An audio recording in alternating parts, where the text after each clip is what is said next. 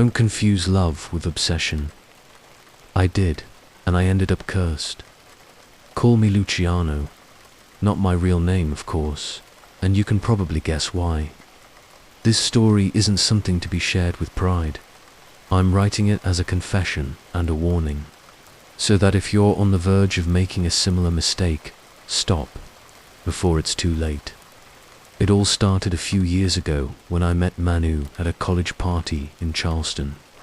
It was the kind of warm spring night where the air seems to vibrate. Lots of electronic music, people drunk, sweating happiness, and she was there, smiling, sweet, with eyes that believed in fairy tales. We connected right away. Soccer, music, Mexican food, simple things that brought us together way too fast. The kind of thing that, in retrospect, makes me think I never loved Manu. I just wanted what she made me feel. Our relationship was a rocket.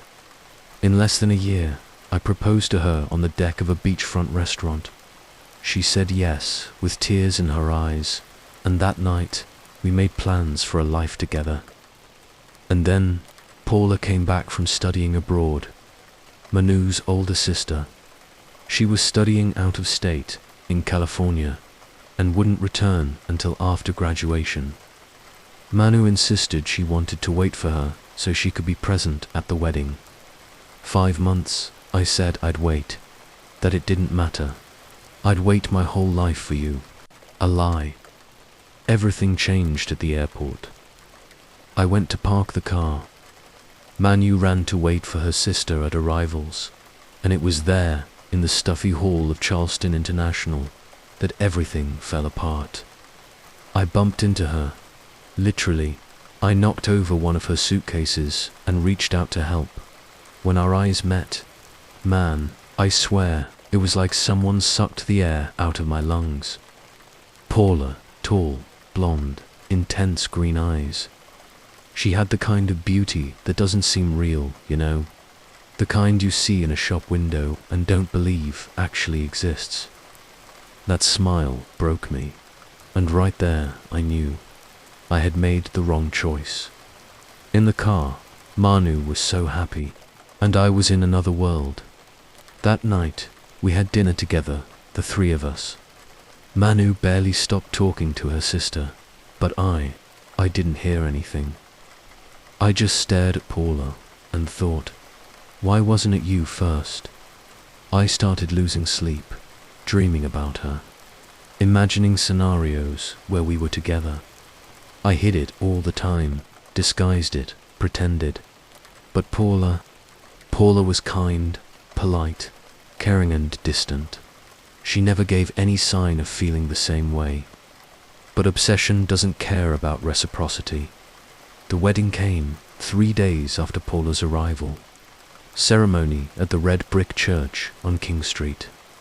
Family smiling, Manu crying with joy, and me. I only thought about her sister. On our wedding night, I did what I had to do. I was a husband, I was a lover, but deep down, that wasn't my wife. That was the shadow of the woman I wanted. I saw Paula's face in every kiss, every touch. I was sick.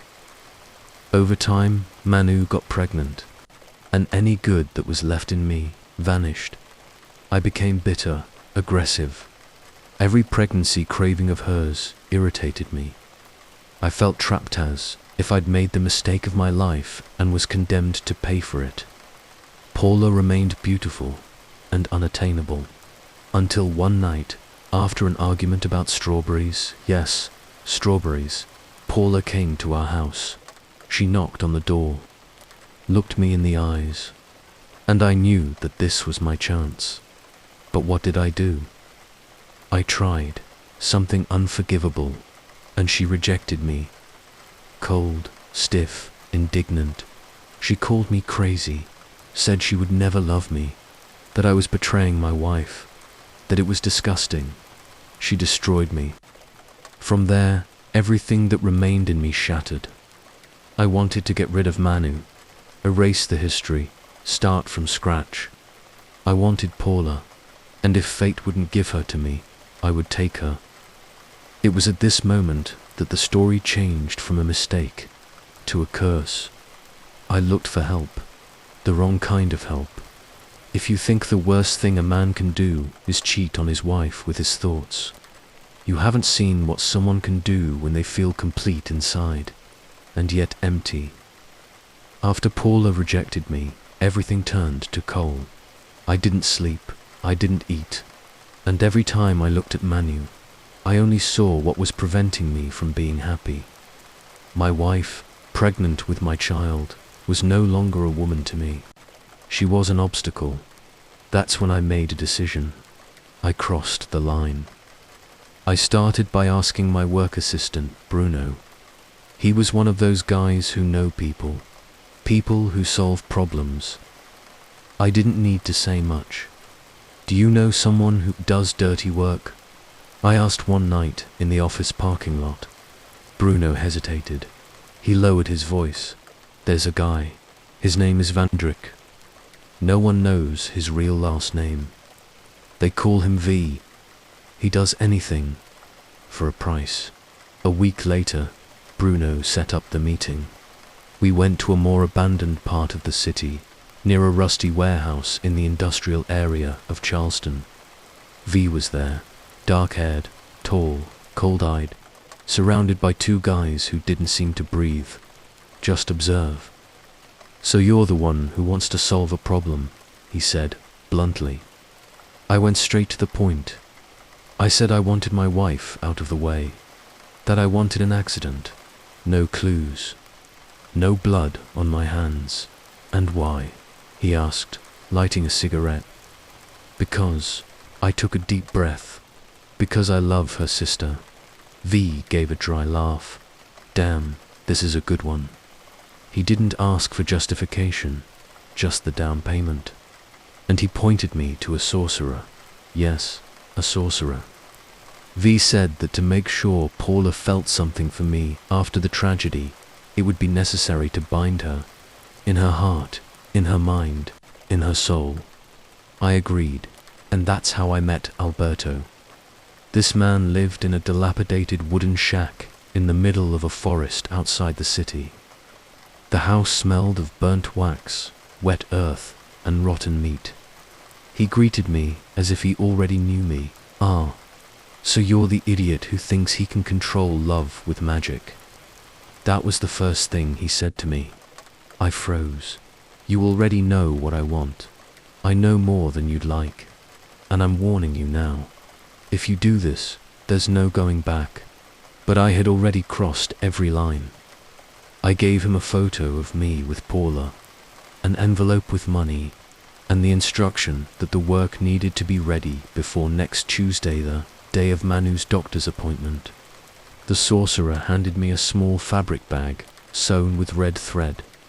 Inside, there were bird bones, strands of hair, and a symbol drawn with dried blood. Bury this in a cemetery at 3 a.m, alone. Of course, I didn't go alone. I took Bruno. At 2 a.m, we crossed the old gate of Bethany Cemetery. It was cold, damp, and the silence seemed thick. We dug between two nameless graves and left the bundle there, as instructed. The day arrived. Manu left early. I pretended to go to work. Bruno was pale, trembling. I sent him home, told him not to freak out, that we just had to wait for the call. Hours later, I received a call from Vandrik Luciano. The job's done, he said, in a hoarse voice, and I trembled. Your problem, and the kid, have been eliminated. I closed my eyes, relieved. A weight lifted from my shoulders. She was dead. Manu was dead. But there's one thing, brother. V continued. What? Your sister-in-law? The one named Paula. My blood ran cold. What about her? She was in the car. She went with her. Silence. My hands went cold. My knees buckled. I fell to the floor of the building's parking lot, collapsed. Paula was in the car. Paula was also dead. I could barely hear the rest. V wanted the second half of the payment. He said it wasn't his fault, that accidents have unforeseen circumstances, but I didn't hear anything anymore. I could only think about Paula, about her face that I would never see again. I didn't even go to the scene of the accident. I didn't have the courage. I just waited for the call from the authorities. It came in the late afternoon. A Charleston police officer informed me in a grave voice what I already knew. My wife and my sister-in-law were dead. I put on the act. I cried, screamed, fell to the ground. At work, they feigned empathy. They said I could take as much time as I needed. But no one, no twin one, felt what I felt. Because it wasn't grief for Manu, it was guilt, rage, a black hole in my chest, because Paula, my true love, my obsession, had died because of me. At the hospital, I was called to identify the bodies. Paula's face was disfigured. She no longer seemed real.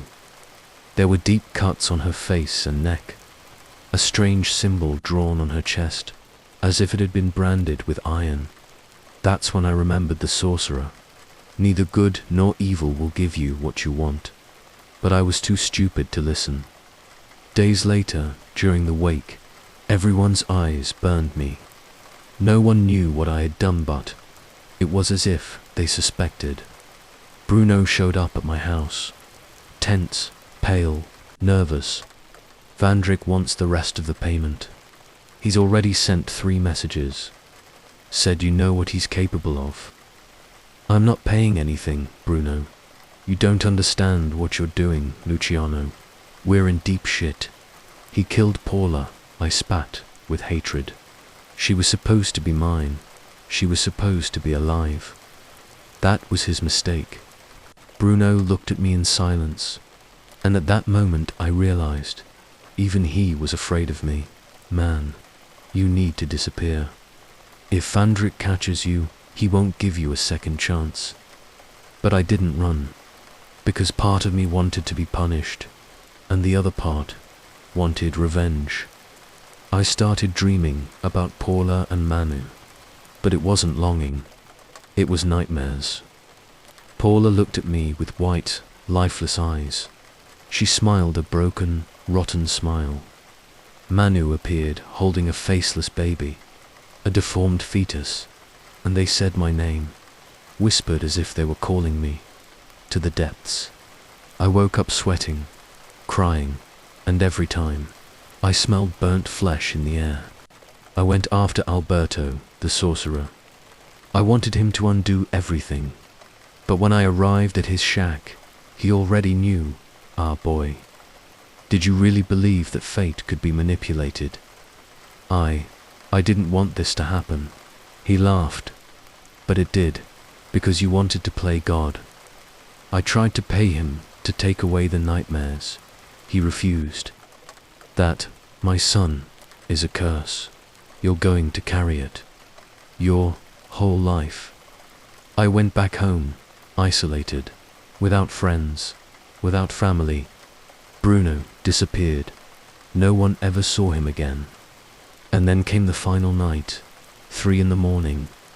They were knocking on my door, not with fists, with nails, scratching.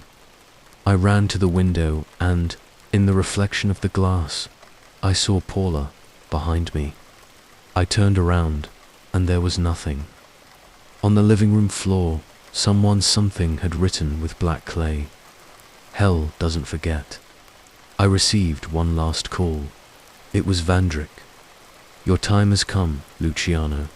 Don't worry, it'll be quick. And he hung up. Now, I write this locked in this room. I hear footsteps downstairs, doors opening on their own. Whispers, maybe it's them, or maybe it's hell itself coming to collect the price. When you finish reading this, understand one thing. Never confuse love with obsession. Never try to control fate. And never, never Use magic to force someone to love you, because the price you pay isn't just your soul, it's the end of everything you ever were, and everything you could have been. See you in hell.